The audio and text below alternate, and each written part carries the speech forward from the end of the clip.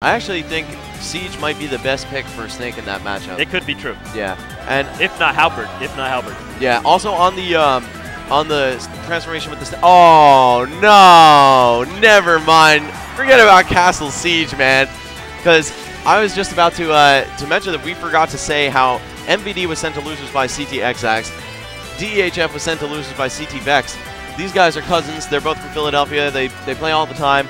They're some of Chibo's closest friends and crewmates, and now they're playing each other, which is just, that's devastating, man. Family taking out family.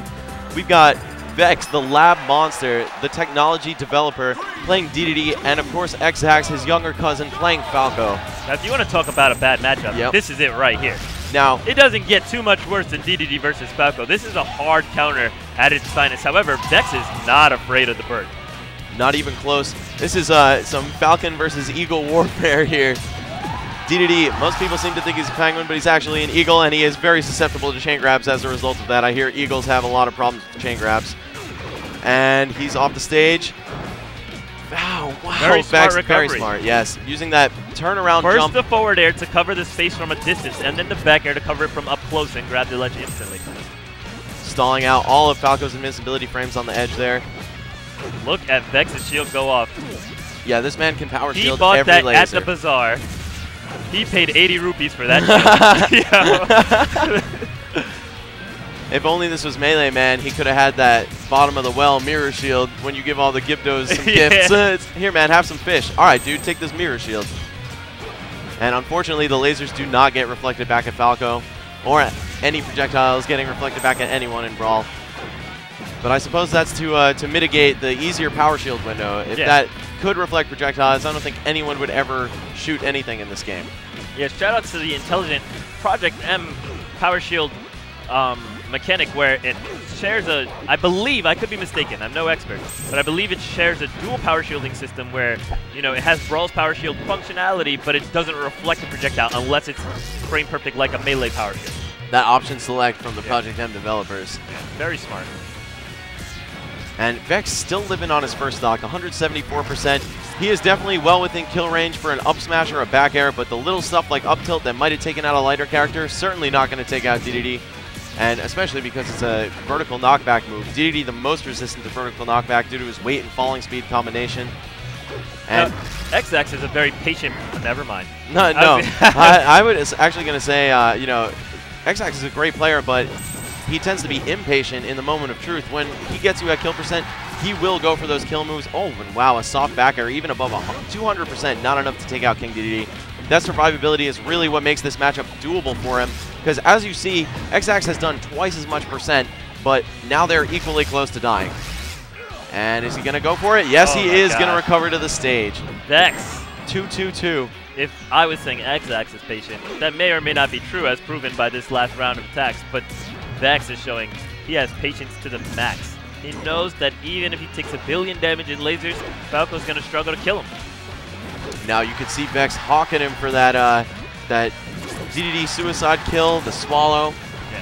Vex made a techno error there. He made it look like he was going to fall into stage, maybe with a back air. I believe what he wanted was a B reversal swallow so that he would actually propel himself off the stage and then get the swallow to trade the stock. Since he knew he wasn't going to get too much out of that stock, he had a lot of pressure on him. Landing at 230%, he was eventually going to die to this Falco, but managing to trade that stock off for a fresh stock would have been very costly for him. And Xzax forcing Vex to use his up B by grab releasing him out of the up B. No down air from Falco. Jumps, and yeah, invincible down air would have been very rewarding. I agree. And Vex still at over twice the percentage of Xzax, but he has shown that not to even be a relevant factor. As long as he plays it smart in the neutral, he can use DDD's damage advantage and some of the follow-ups he has. Oh, wow. Gordo. Or just throw Gordo in his face for over 20 damage. I have to imagine what that stray Waddle D was all about. Now every hit landed counts so much more for DDD than for Falco. I've never seen Mecha Hammer technology successfully used before. That was next level. Yeah, that was probably the best Jet Hammer ever used in tournament, except the one where Adamus fully charged and landed. Oh yeah. Back in the day, but I mean that's neither here nor there. That's back in that's back when I was still in high school, man. Yeah. Way back in the day. All right, now up tilt is probably going to be what we're looking for here. Yep, here in the present, before 20XX. still. Both characters in the red. They would be steaming if this was Smash 4. Oh, and good. Xzax securing a KO there. He knew that Vex was looking not to air dodge, so he was like, okay, the way to punish your opponent who is refusing to air dodge into your trap is to simply take the kill. Make them want to air dodge next time. And then now that you know that, you're going to be looking for both. But also, you know, one of the most important things about Smash is what is on your opponent's mind. They're thinking what you're trying to think, and you have to know, are they going to air dodge? Are they going to jump away or swing an attack? Do I swing? Do I wait? Some of the most crucial points of this game. Now, Vex actually does have a very powerful ice class. I remember at the beginning of the character select, we saw Vex on Ice Climbers, and I think that, you know, his Ice Climbers would win very easily here. I'm wondering if he loses this game, because he is behind now, if he'll pick Ice Climbers just to get the tournament win, or if he'll stay D2D if he has something to prove. I mean, if Xzax takes this D2D out after it beat Larry, that's a statement in itself. Xzax definitely a frequently slept on player. As I say slept on, I yawn. My apologies, stream. And we are back to the last stock apiece. Vex with that 90% disadvantage right now. Unfortunately, that just means they're both about 100% away from kill percent. Yeah. One thing I remember that Ninja Link used to like about this matchup is that with D2D, he would enjoy up throw because he says, what options does Falco have to land against D2D when you up throw? Now, I don't know how true that might be on a stage like Battlefield where Falco can phantasm from platform to platform, but D2D does have options to cover, you know, a high Falco. Good DI will keep Vex in this game. And Xzax definitely backing off a little bit, not wanting to fall victim to that.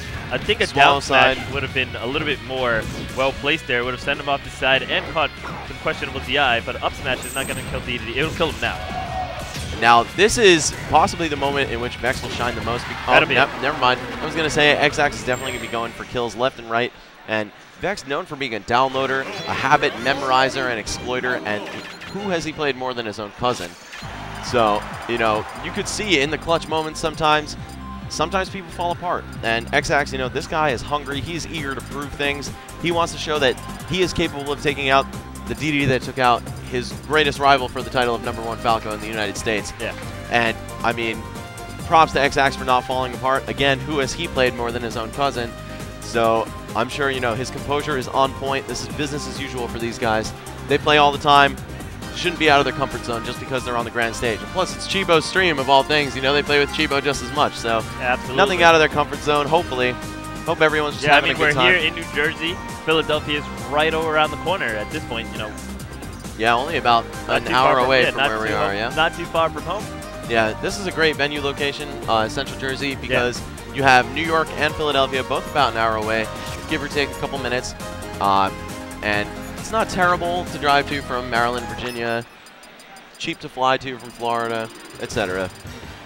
I mean, maybe I'm biased because I'm a lifetime resident of this region, but Vex with that next level music counter pick. He needs to make sure that he's hearing what he wants to hear. Is he about to bring him to Halberd? I think he might have just revealed his potential counter picks there. He's taking him to Halberd, putting on that next level music counter pick. And the next level white robe, switching from Brown. King D2D's theme. Oh, never mind. He's going back to Brown. That monochrome grayscale D2D. How to get into your opponent's head. Let the game play the music directly into it. This is my theme song. Vex considering some things, but it looks like they're ready to go. Back to Battlefield. What is that all about? Okay, I guess you just wanted to hear King D2D's theme for like 3 seconds. I need to get pumped, man. Oh my gosh. Double neutral air technology, what is this? And this music is pretty hype too. It's looking like a Rocky montage. He's coming back. Oh, okay. Down throw to up smash. Smart, getting as much damage as possible. Could have got the positional advantage by going for a down air, then hugging the edge and maybe hoping against one follow-up. Is quite a powerful opponent. It is. Definitely, especially against Falco, who if he shoots his lasers, quote-unquote perfectly, in which he lands a silent one on the ground, the Waddle D and or Waddle Do will absorb it. Right. Getting one pop shot in there with a grounded laser. Throws the Waddle to intercept the laser. Unfortunately, a little bit too much downtime on it. for him to even be safe, let alone capitalize. Gets on the stage. Xzax going for a down smash. All right. We are dead even at 92. The Italian split. Oh. That charge forward smash. Still not nice. up. And wow, Good DDD. Rarely see DDD get killed off the top by anything. And Falco's up air, you know, not a really strong move, but not weak either. You know, he was probably DIing for back air. That's very true. Because Xzax did execute a reverse aerial rush off the stage, putting the back air as the option. And the thing is, even if Vex were to have air dodge that up air, he would have got trapped by the back air. So most likely he actually probably took the up air on purpose because it is reactable. He could have air dodged it. He probably took it on purpose to see if he could live, and he was simply too high. Just throwing him off repeatedly. So much damage comes from that back throw. 16.5 or more when it's fresh. Yeah, something like that. I think it's 7, but I don't want to like throw out a random figure like that for no reason. And that down tilt from Vex gives him the boot off the stage. 77%, not a terrible deficit. Wow, just rolling once he gets hit by the laser, trying to throw off Xzax's follow-ups. It's not only that, the thing is, when you approach with DDD with the power shields, the answer to that is obviously to Phantasm through the DDD as he gets closer to you.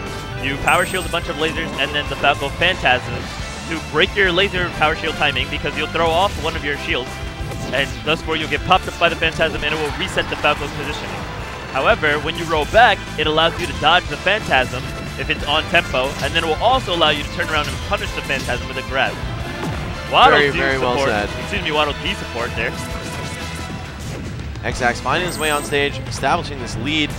He's ahead by a whole stock, and also DDD is still within the percents at which he can be chain grabbed, but Vex expertly avoiding it. Catches that jump, knows Xzax wants to recover high, and wow! Xzax SB right so after early. Recovering high, he recovers too low. That puts Vex back in the set. This is the closest it's been on the last stock yet, so I was actually expecting Vex there to drop down with Inhale. The reason being that Inhale cleanly beats Spot Dodge, and it also beats, you know, Block. So because of it being a continuous command grab, beating those two options was very good. It would lose if Falco rolled behind him, but it was a very unlikely option. Yeah, that's making a lot of technical errors, getting very frustrated with himself, as you can see the player cam. That's very rare too, because this is usually a guy who lives for tech skill, and yeah, very you know, precise player. His reads and conditioning are absolutely next level as well. Gets that RCO lag, hits Falco out of his Phantasm, follows up with the forward air on the platform. But Xzax still so solid. Wow, that was definitely psychic. My man used in Future Sight. It's going to hit 2 turns later. Fortunately for Xzax, he appears to be flying electric type, so that won't be super effective. Just stay in neutral.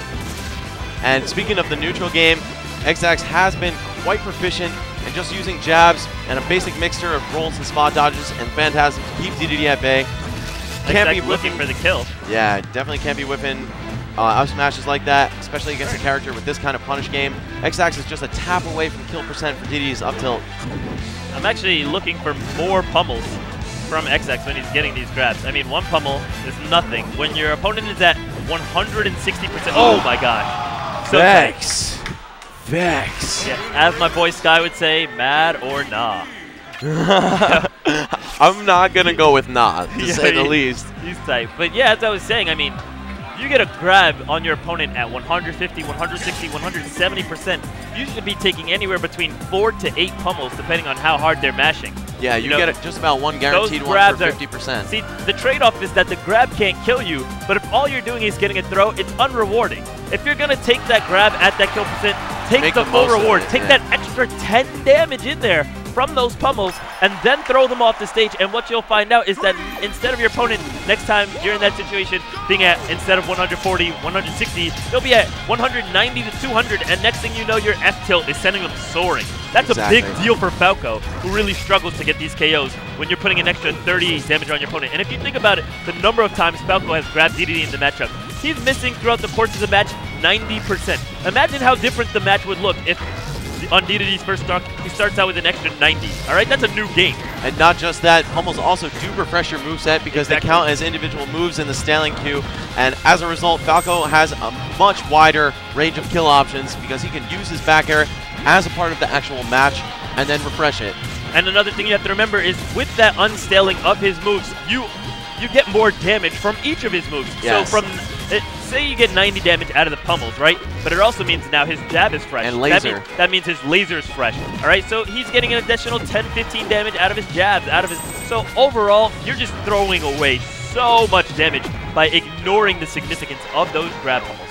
Yeah, and that really does matter against the heavyweights especially. Not that it isn't very important in every matchup, but particularly when you have to work your opponent to 170 to 200 just to score kills, and he only has to bring you to about 100. DDD with that head, just the noggin, man. He gave him the noggin. Shout outs to that old noggin Nickelodeon channel, man. That was godlike stuff. It was definitely where it was at. Oh, wow, the deep down air on shield. That could have comboed into a back air. He decided to go for the retry and get the reset, catch him off the air dodge. To no success, goes for the laser lock. Not a very intelligent spot to go for a laser lock, in my opinion. Yeah, you only get one. You would only get one, yeah. Not very rewarding. He could have got a free punish there. Well, at least you'd get the charge forward smash after. And there it goes. You see the walk forward approach into the roll back, allows him to punish that Phantasm. Xzax scared to recover onto the stage after Vex has successfully stopped it with so many back airs. And Vex, knowing this, knowing that he's scared Xzax to recover to the ledge, is going to go for options to cover that, which he can pick up easy KOs just by holding onto the ledge with. And this is the biggest lead we've seen Vex have all set.